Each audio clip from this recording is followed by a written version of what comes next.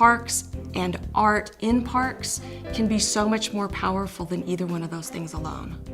The National Park System was created due to the vision and care of artists for these natural places. The lands, the open spaces, the areas were really recorded by artists. And the early expeditions that came out west were illustrated through the drawings and the art that reflected nature in those days.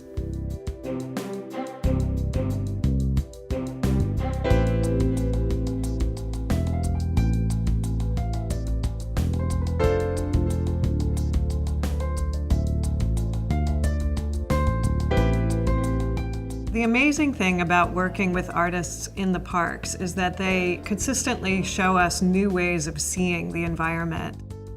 That kind of an experience is much more accessible through a creative dance, listening to a sound experience, or if it's some sort of conceptual work that's having you think about the difference between the urban space and the natural space.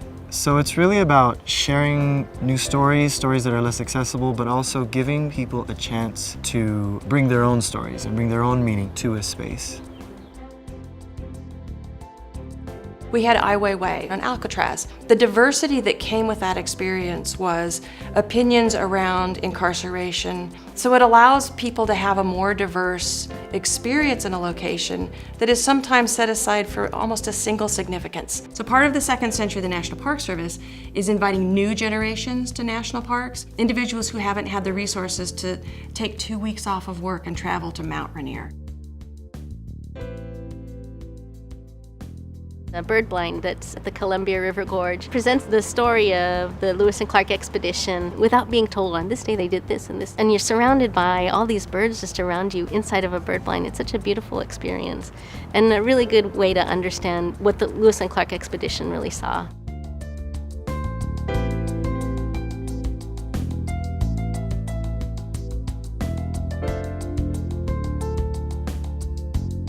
We need to continuously find ways of enriching the experience of the parks to help people understand why they're important, and to do that in ways that are fun and filled with humor and color and movement that are not what people expect. As we enter into this second century of national parks, I do hope that we will continue to use art as a way to allow people to understand parks and to really get a sense and appreciation of parks, both to visit and also to be inspired by parks, so they too can inspire other people.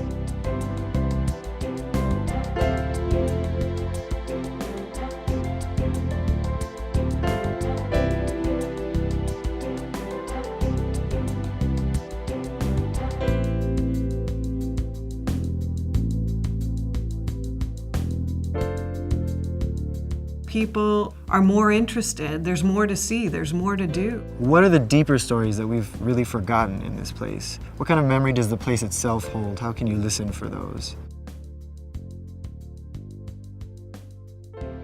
Art can help diversify who enjoys and understands the national parks. And make sure people feel that their own stories are told there.